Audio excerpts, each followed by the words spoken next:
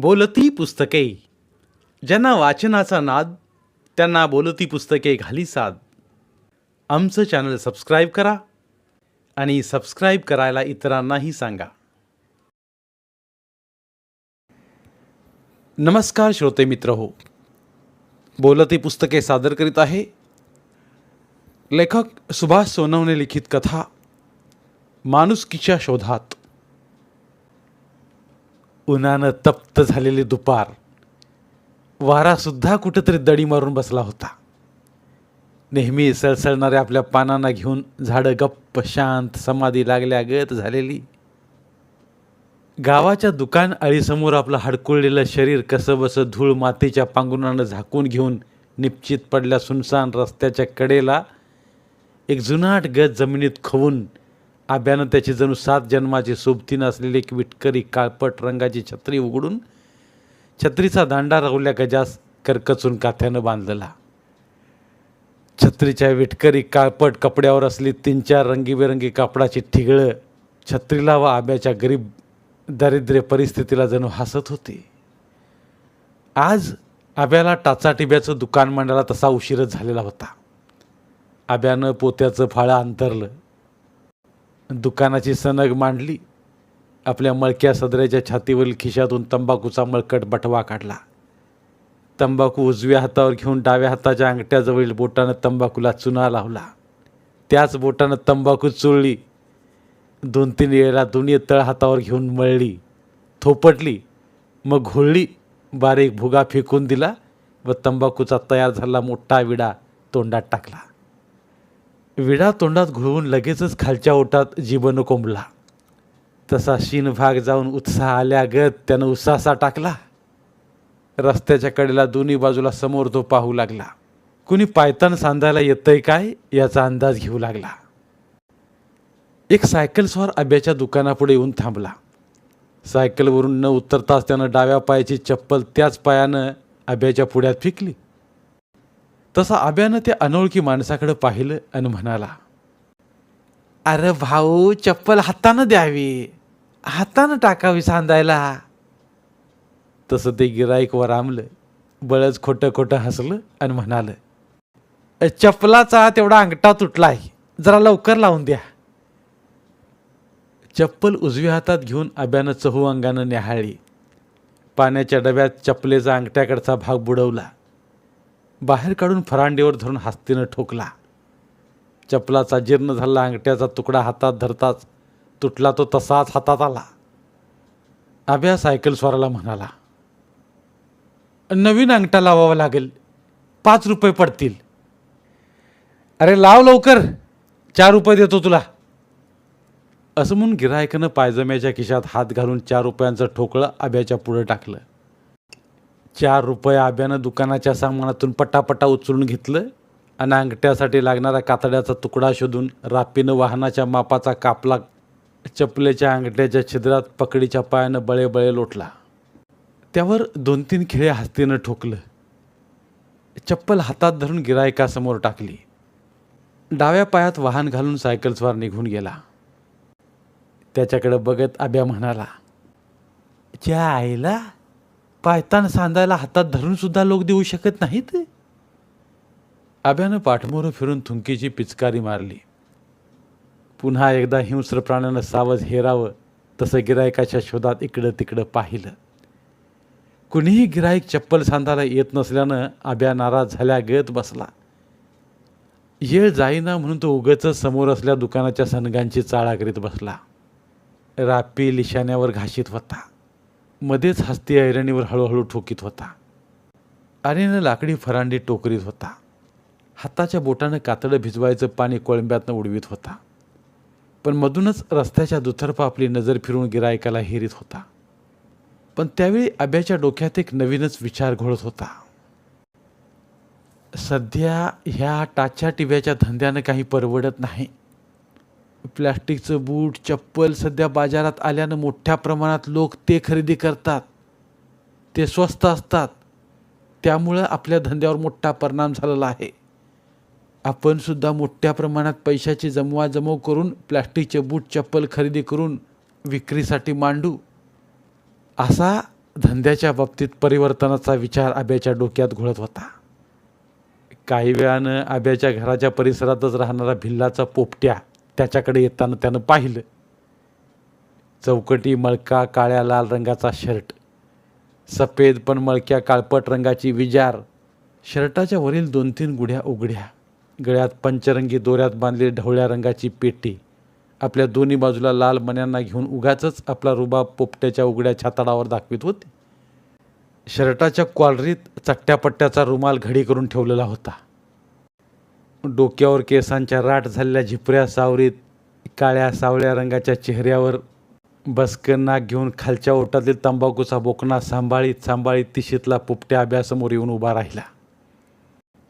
गुरुवानं आपली नजर देवासमोर टाकल्याने उदावर टाकावी तसं आब्यानं पोपट्याच्या पायतानाकडं पाहिलं.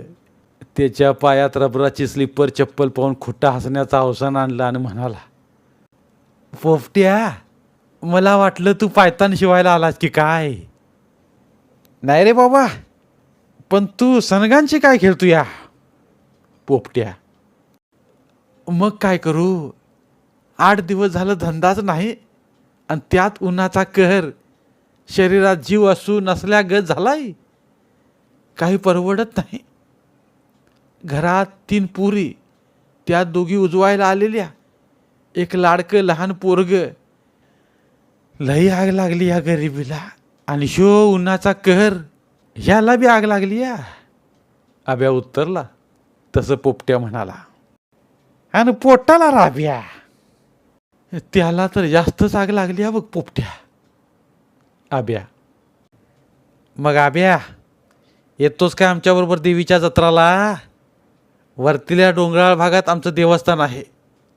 3 दिवस जत्रा असते. साऱ्या मुलखातून लोक येतात. देवीला बकरं कोंबड्याच्या नवस फेडण्याची रेल चाल असते.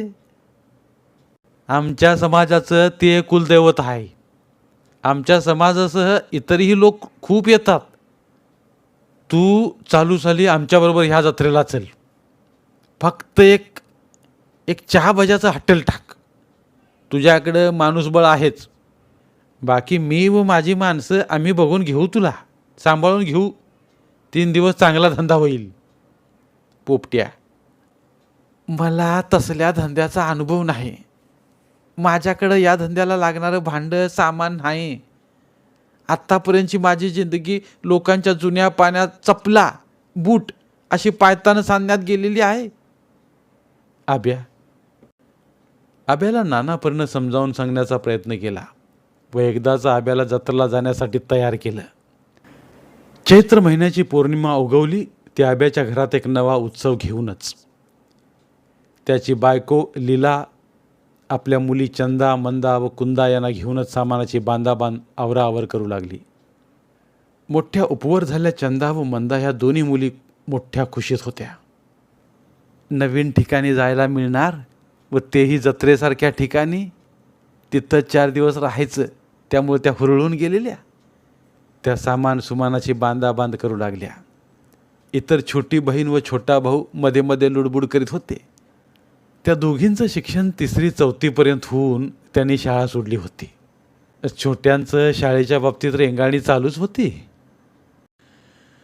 गावकुसाबाहेर शासकीय घरकुल योजनेअंतर्गत वसल्या नवजीवन नावाच्या उपनगरात कोंबड्यांच्या खुराड्या गत छोट्या छोट्या खुराड्यामध्ये अनेक जाती धर्माचे लोक दाटी वाटीने कसे बसे तग धरून राहत होते.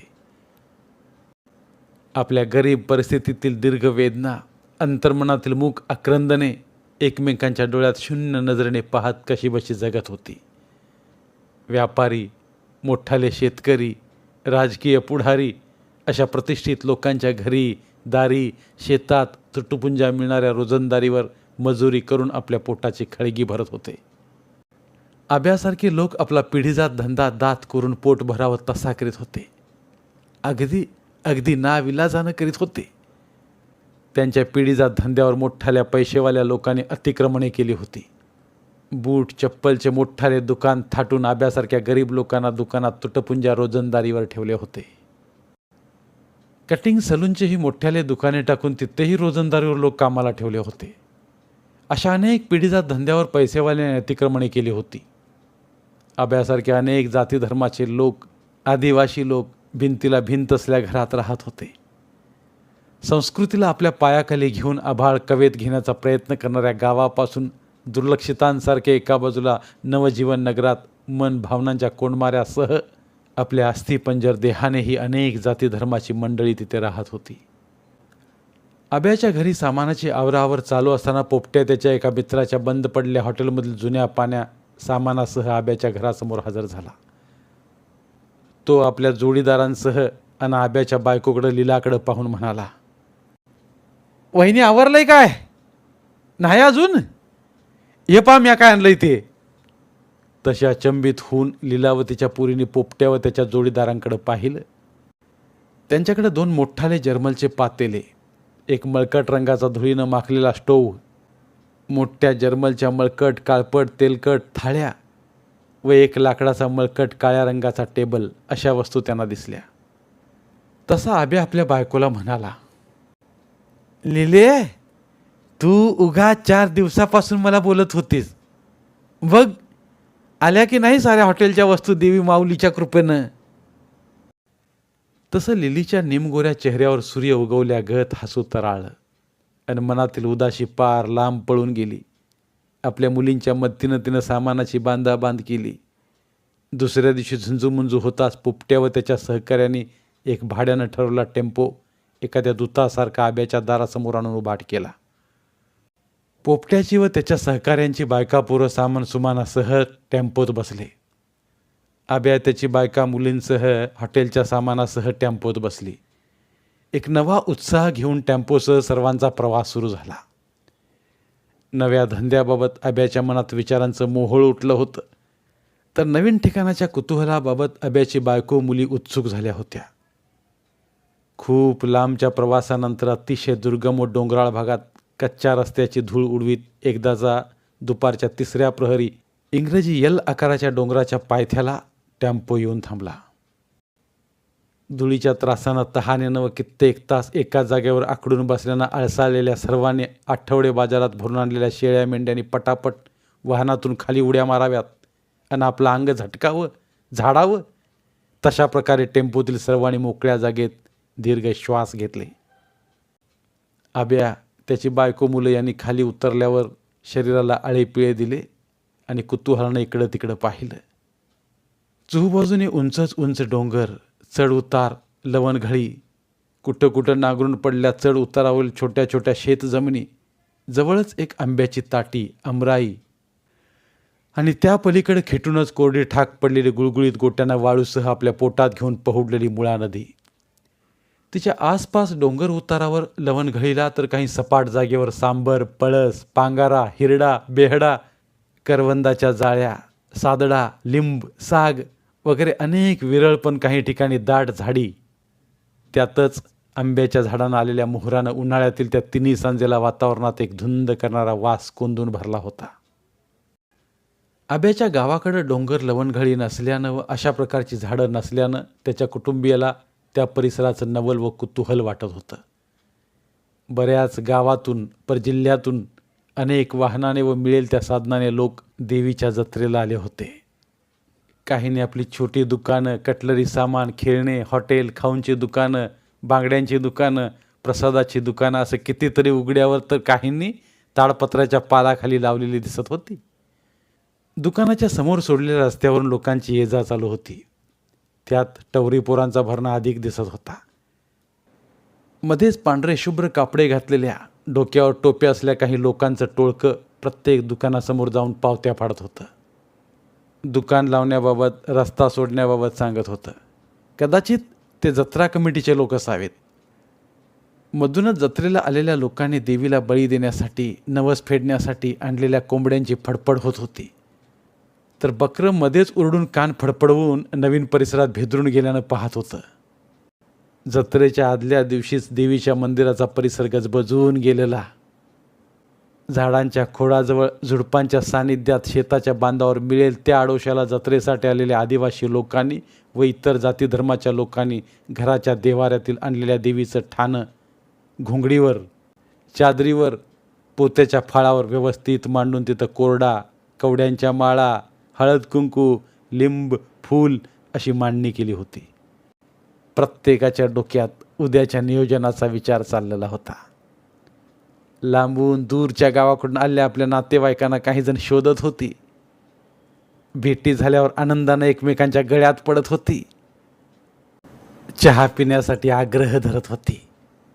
तर काही लोकांनी आपल्या गावाकडूनच येताना आपल्यासोबत प्लॅस्टिकच्या मोठ्या ड्रममध्ये हातभट्टीची तयार केलेली दारू, तर काहींनी देशी दारूच्या बाटल्यांचं खोका आणून बेकायदेशीरपणे विकण्यासाठी लपून छपून झाडाझुडपांच्या आडोशाला तसंच सामानाच्या आडबाजूला ठेवून परिस्थितीचा कानोसा घेत विक्री चालू केली होती. मोठ्या माणुसकीचा आव आणून एकमेकांना दारू पाजण्याचा आग्रह करून आपल्या मनाचा माणुसकीचा आबाळा एवढा मोठेपणा काही लोक करताना दिसून येत होते. तर दुसरीकडं दारुड्यामुळे जत्रेतील कायदा व सुव्यवस्था प्रश्न बिघडू नये, जत्रेत शांतता राहावी, कोणताही अनुचित प्रकार घडू नये म्हणून जत्रेच्या बंदोबस्त कामी असलेल्या पोलीस कर्मचारी व बीट अंमलदार मोठ्या शितापीनं बेकायदेशीर गावठी व देशी दारू विक्री करणाऱ्यांना पकडून त्यांच्यावर मुंबई पोलीस ॲक्ट कलम 65E प्रमाणे दारूबंदी कायद्याखाली केसेस दाखल करण्यासाठी मुद्देमालासह पोलीस ठाण्याकडे पाठवित होते. पोलीस पाटलांची व ग्राम सुरक्षा दलाची मदतही घेत होते. जत्रेत अनेक प्रकारची दुकानं दुकानदाराने व्यवस्थितपणे येणाऱ्या जाणाऱ्याला रस्ता सोडून लावली होती. कोंबडीनं आपल्या पिल्लांना आपल्या दोन्ही पंखाखाली घ्यावं तसं हॉटेलवाल्याने आपली हॉटेलं दुपाकी पालाखाली मांडली होती. स्टोववर तर काही जणांनी चुलांगणावर तर काही जणांनी भट्ट्या पेटवून हॉटेलसाठी लागणारा खारा व गोडा माल, शेव, डाळ्या, फरसाण, लाडू व लाल रंगाची गोडी शेव अशा प्रकारचं पदार्थ तयार करण्यात स्वतःला झुकून दिलं होतं. एकाच वेळी गोड, खारा, तेलकट पण काहीसा खमंग वास जत्रेच्या वातावरणात भर टाकीत होता.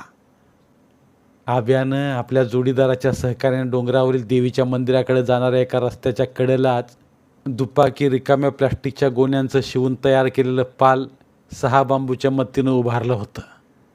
त्यामध्ये त्याचा मित्र पोपट्या यानं दिलेल्या हॉटेलच्या सामानाची मांडामांड केलेली होती आणि एक छोटेखानी चहा व भजे या गरीब खाद्यवस्तूंचे हॉटेल चालू केले होते.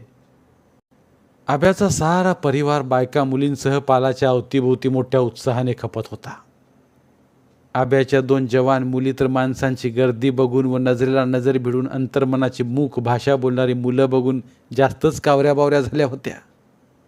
टग्या मुलांची गर्दी आब्याच्या हॉटेलच्या आसपास घोंगावत होती आणि हॉटेल चालू केल्यापासूनच आब्याच्या चहा भज्याच्या विक्रीनं मोठा जोर धरला होता. चंदा मंदा या उपवर झाल्या मुलींच्या नजरेला नजर भिडवून आब्याच्या नवजीवन नगरामधील जवान 2-3 मुलं सतत नेत्रपल्लवी करीत होती. मध्ये मध्ये हॉटेलच्या कामात आब्याच्या कुटुंबास मदत करीत होती. हॉटेलच्या वस्तू देताना घेताना चंदा व मंदाच्या हातांना हळुवारपणे नाजूक स्पर्श कसा करता येईल ही संधी ते शोधत होते.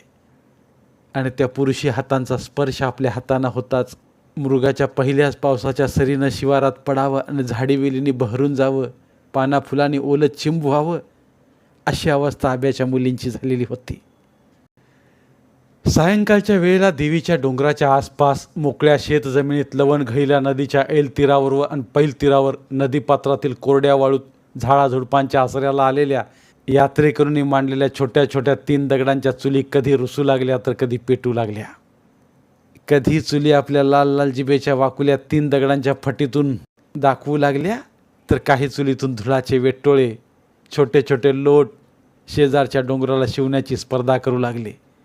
एकूणच वातावरणामध्ये ज्वारी बाजरीच्या भाकरींचा व कोळशाचा खमंग वास दरवळू लागला. त्या दिवसाची रात्र अशीच हॉटेल चालवण्यात आब्याच्या कुटुंबियांनी घालवली. जत्रेचा मुख्य दिवस उजाडला. तो एक आगळी वेगळी सळसळणारी चैतन्यमयता घेऊनच महाराष्ट्रातून व काही बाहेरच्या राज्यातूनही अनेक समाजाचे लोक व जाती धर्माचे लोक मोठ्या संख्येने आपल्या कुटुंबियांसमवेत आलेले होते. कुणी नवस फेडण्यासाठी तर कुणी सालाबादप्रमाणे देवीस बोकड्या कोंबड्यांची कंदुरी करण्यास आणि ज्यांचा बोकड्या असेल त्यानं काही जवळच्या नातेवाईकांनाही आमंत्रित केलेलं होतं. देवीची छोटी मोठी आस्थानं मांडलेल्या ठिकाणी सकाळीच पूजा अर्चा काही मंडळींनी केलेली होती. तर सकाळी सकाळी काही ठाण्यावर बायकांच्या अंगात देवीचा संचार झालेला होता. तेव्हा जवळच्या लोकांचा चाललेला कालवा एकदम शांत होत होता. सर्वजण गंभीर चेहऱ्याने मोठ्या श्रद्धेनं त्या अंगात आलेल्या त्या माऊलीच्या आजूबाजूस उभे राहत होते. मोठ्या आदरानं तिच्या पाया पडत होते. एखादा तिच्या अंगावर गोमूत्र शिंपडित होता, तर काही जण बायकांना आवाज देऊन देवी अंगात आलेल्या स्त्रीला सवासिनीनं देवीला हळदी कुंकू लावा असं सांगत होते. तर काही जण तिच्या गळ्यात कवड्याची माळ तसेच कोरडा घालत होते. मोरपंखाचा कुंचा तिच्या हातात देत होते आणि देवीच्या नावाने मोठ्याने गर्जना करीत होते. अंगात देवी आलेली स्त्री उठून उभी राही. कोणीतरी तिच्या डोळ्याचे केस मोकळे सोडी. कपाळात सवासिनीने लावलं कपाळभर हळद कुंकवाचं मळवट, गळ्यात कवड्यांच्या माळा, कोरडा, हातात मोरपिसाचा कुचा व तोंडानं मोठ्याशा आवाजात देवीच्या नावाचा जयघोष व मध्येच ची वातावरणात गंभीरता निर्माण करणारी धून चेहऱ्याचे विशिष्ट हावभाव करून काढत असे. काही भोळ्या भाबड्या बायका पुरुष देवी अंगात आलेल्या स्त्रीस घरगुती अडचणीचे प्रश्न विचारित. त्या प्रश्नांची उत्तरेही देवी अंगात आलेली स्त्री या गंभीर ध्वनीतून एक एक शब्द उच्चारून देत असे. तू तू मला मला विसरलीस 5 वर्षांपूर्वी एक नवस बोलली होतीस, तो फेडला नाहीस म्हणून तू संकटात आहेस. प्रश्न विचारणारी बाई तात्काळ नवस फेडण्याचं कबूल करी. अशा तऱ्हेनं अनेक प्रश्न देवी अंगात आलेल्या स्त्रीला विचारले जात. त्याचे उत्तरही वरीलप्रमाणे मिळे. पूर्ततेचे आश्वासनही देवीला दिले जात असे. सकाळी 7 ते 8 वाजेपासूनच कोंबड्या, मेंढरं, बोकडे या पशुपक्ष्यांचा बळी देण्याचा कार्यक्रम सुरू झालेला होता. काही नवसाचे तर काही हौसाचे बळी दिले जात होते. बकरं कापणाऱ्या मुलांनी लोकांची बकरं कापण्याची मोठी धांदल उडत होती. कापण्याचे रोख पैसे घेऊन ते पटापट काम करीत होते. तर काही जण जवळच्या झाडांना किंवा एखादे मोठे जाड मेढीसारखे लाकूड जमिनीत रवून त्या लाकडाला कापलेल्या बोकड्याच्या मागच्या पायाकडून उलटं टांगून त्याची सागळ सोलून काढून संपूर्ण बोकड्याच्या मटणाची खांडखुंड करून देत होते. आणि मोबदल्यात कापलेल्या बकऱ्याची सागळ स्वतःला घेत होते. कदाचित चमड्याला बाजारात चांगला भाव मिळत असावा. ज्या ज्या भक्तांचे कोंबड्या, मेंढरं, बकरं बळी देऊन झालं होतं, त्या भक्तांच्या कुटुंबातील स्त्रिया व पुरुष याने देवीला बकऱ्याच्या मुंडक्यांचा व पायांचा नैवेद्य एका परातीत ठेवून फुलं, हळद, कुंकू असं साहित्य घेऊन देवीच्या मंदिराकडे नैवेद्य ठेवण्यास आब्याच्या हॉटेलासमोरून काही लोक जात होते. सोबत काही लोक डफ हे वाद्य विशिष्ट तालासुरात वाजवित होते. तर काही भक्तांच्या सोबत हलगीसारखे छोटे वाद्य वाजवताना दिसून येत होते. तर काही भक्तांच्या सोबत एखाद्या स्त्रीच्या अंगात देवीचा संचार होऊन तिच्यासह नैवेद्य घेऊन जात होते. प्रत्येक भक्ताचे जाणे, नैवेद्य दाखवून परत आपल्या आस्थेनं जवळ येणं, अशा दोन्हीही वेळेला आब्याच्या हॉटेलासमोरूनच रस्ता असल्यानं मोठ्या कुतूहलानं आब्याचं कुटुंब ती मजा पाहत होते. साधारण दुपारच्या वेळेला गावकऱ्यांची देवीची मानाची काठी, तिला नवीन रंगीबेरंगी कापड व निशाण लावून, शेंड्याला मोराच्या पंख्याच्या कुच्च्या लावून, वाजत गाजत ढोल ताशा डफांच्या लयबद्ध नादात, सनईच्या सुरात देवीच्या नावाचा जयघोष करीत मोठ्या गर्दीनं देवीच्या मंदिराकडे जाऊ लागली. गावचे व बाहेरून आलेले अनेक यात्रेकरूही मोठ्या संख्येने सामील झाले. डोंगराच्या पोटाला काहीचे चढण चढून गेल्यावर देवीचे मंदिर माणसाच्या गर्दीने फुलून गेलं होतं. मुंग्यांची अतिशय दाट रांग वारुळातून निघून सपाटला लागावी तसे लोक मंदिर व डोंगर पायथ्याला दिसत होते. आब्याच्या हॉटेलांना सकाळपासूनच मोठा जोर धरला होता. गिरायकं जास्त प्रमाणात वाढत होती. वेळोवेळी आब्याची बायको तिच्या मोठ्या मुलींना हॉटेलचे पदार्थ बनवण्यासाठी लागणाऱ्या बारीक सारीक वस्तू आणायला जत्रेतील दुकानात तर कधी जत्रेच्या गावातील दुकानात पाठवित होती. आणि नेमकी हीच एकांतपणाची संधी साधून आब्याच्या नवजीवन नगरातील 2-3 जवान पोरं चंदा व मंदा या पोरींची जवळीक साधून त्यांच्या अंतर्मनाशी लगट करीत होती. संपूर्ण जत्रेचा दिवस व दुसरा दिवस आब्याचं हॉटेल चालू होतं. चांगला धंदा झाला होता. 2 दिवसांची जत्रा संपून आब्या आपल्या नवजीवन नगरातील शेजारी पाजारी असणाऱ्या पोपट्यासह अनेक कुटुंबांबरोबर गावी आला. पण आब्याचं अंतर्मन एका अनामिक भीतीनं हादरून गेलेलं होतं. आपल्या मुली चंदामंदाचा उडाण टप्पू मुलांबरोबरचा मुक्त संचार आब्याच्या नजरेतून सुटला नव्हता. त्याबाबत तो आपली बायकोबरोबरही बोलला होता. पुन्हा पहिल्यासारखा आब्या गावच्या रोडवर टाचाटिभा करू लागला. दिवस दिवस तो रोडच्या कडेला दुकान लावून बसलेला असे. आपल्या उजवायला आलेल्या 2 जवान मुलींच्या लग्नाची काळजी त्याला स्वस्थ बसू देत नव्हती. विचाराच्या आग्या मोहळानं आब्याचं डोकं पार पोखरून टाकलेलं. आब्याच्या घरी मात्र त्याच्या बायकोची नजर चुकून चंदा व मंदा यांच्या आळीतील त्या मुलांबरोबर लगट जास्त प्रमाणात वाढली होती. तारुण्यसुलभ वय मुलं व मुलींना स्वस्थ बसू देत नव्हते. वरच्या वर चुरून लपून भेटणं चालू होतं. आब्याचं व त्याच्या बायकोचं समजावून सांगणं मुलींना रुचत नव्हतं. मुलांवरील जडलेल्या प्रेमापोटी त्यांना कोणाचंही उपदेश तुच्छ वाटत होते. आपण करतो ते योग्यच करीत आहोत या घमेंडीत मुली वावरत होत्या. वेळोवेळी आब्याचे व त्याच्या बायकोचे मुलीवर रागवून व प्रसंगी मारहाण करूनही उपयोग होत नव्हता. आब्याची चिंता जास्त वाढली होती. पण लग्नाकरता हवा तेवढा पैसाही आब्याकडे नव्हता. लग्न फक्त माळ घालून करून देऊ ह्या अटीवर तो वरच्यावर त्याच्यासारख्याच गरीब असल्या त्याच्या जमातीकडं दुसऱ्या गावी वरचे वर जात होता. पण योग जुळून येत नव्हता. खरं म्हणजे आब्याची गरिबी आडत होती. आब्या नशिबाला दोष देत होता. मुलींच्या प्रेम प्रकरणाने जास्त सीमा गाठली होती. ते प्रकरण परसीमेच्या वाटेवर होते. आणि एक दिवस आब्याच्या दोन्ही मुली चंदा व मंदा ह्या त्यांच्या प्रेमातील जोडीदारांसोबत त्यांच्या प्रेमात आड येणाऱ्या आसपासच्या समाजास व आईवडिलास सोडून निघून गेल्या. आब्यावर व त्यांच्या कुटुंबियावर कुऱ्हाड कोसळली. मोठा आघात त्यांच्या गरिबीतल्या नाजूक अंतर्मनावर झाला. आता आपल्या सर्व नातेवाईकात जाती धर्मात आपल्याला तोंड दाखवण्यास ही जागा उरली नाही. आपली सर्व इज्जत अब्रू धुळीस मिळाली असा विचार ते करू लागले. त्यांच्या आसपासचे नातेवाईकही त्यांच्याशी बोलेनासे झाले. आब्याच्या टाचाटिभ्याच्या दुकानावरही त्याचा परिणाम झाला. त्याच्या दुकानात आता पहिल्यासारखे गिराईकही दिसेनासे झाले. रोजीरोटीचा प्रश्न आब्यासमोर निर्माण झाला होता. तो हतबल झाला होता. गरिबीच्या लखतराखाली झाकल्या अस्थिपंजरी देहात ठेवली लाख मुलाची इज्जत अब्रू हा म्हणता धुळीस मिळाली होती. त्यात भर पडली ते रोजीरोटीच्या प्रश्नांची, दैनंदिन जीवनाची. आब्याच्या अंतर्मनालाच भिरूड लागलं होतं. एक दिवस रात्री आब्या आपल्या बायकोला म्हणाला, लिले, मला वाटतं आपण हे गावच सोडून द्यावं. मलाही तसंच वाटतं, पण जायचं कुठं? लिली, माझ्या एका मित्राच्या पाहुण्याची जिल्ह्याच्या दक्षिण भागात विटांची लई मोठी भट्टी आहे. एकदा तो मला म्हणाला होता तिथं कामास राहतो काय? आब्या, मग तुम्ही काय म्हणाले? लिली, विचार करून सांगतो. आब्या, मग सांगून टाका आम्ही कामास राहतो म्हणून. इथं माझ्याशी सुद्धा कोणी शेजारी पाजारी बाया बोलत नाहीत. जीव नकोसा झालाय बघा. लिली, ठीक आहे, उद्याच त्याला सांगतो. आब्या. दुसऱ्या दिवशी आब्यानं सकाळी टाचाटिब्याचं दुकान नाही म्हणून रस्त्याच्या कडेला लावलं. दुपारपर्यंत 20 रुपयाचा धंदा झाला.